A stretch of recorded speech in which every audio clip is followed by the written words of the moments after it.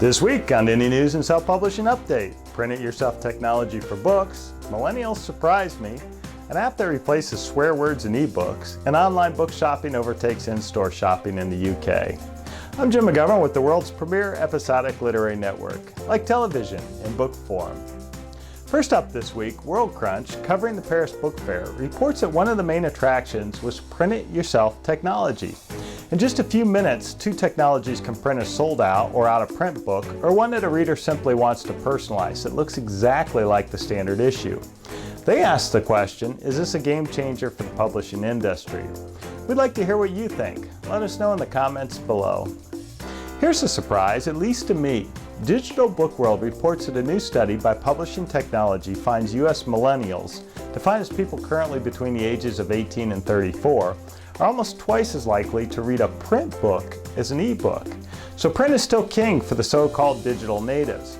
The study also shows that millennials would rather acquire printed books from chain bookstores, used bookstores, and public libraries as opposed to online retailers. Modern-day censorship of authors? Ink Bits and Pixels reports that Smashwords pulled their catalog from the profanity filtering reading app following author outcry. According to the app description for Clean Reader, you can prevent profanity in books from being displayed, making it the only e-reader capable of hiding swear words in an e-book.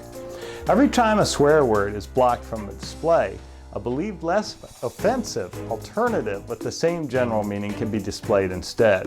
Just a guess, but I'm pretty certain Mark Twain wouldn't be happy with the N-word being removed or replaced with something else in Huckleberry Finn.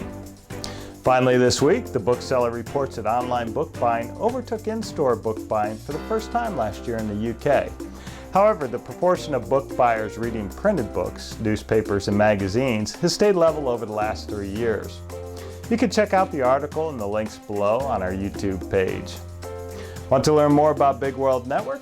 Check us out at bigworldnetwork.com and subscribe now to our YouTube channel so you don't miss a single indie news and self-publishing update. Thanks so much for watching and see you next week.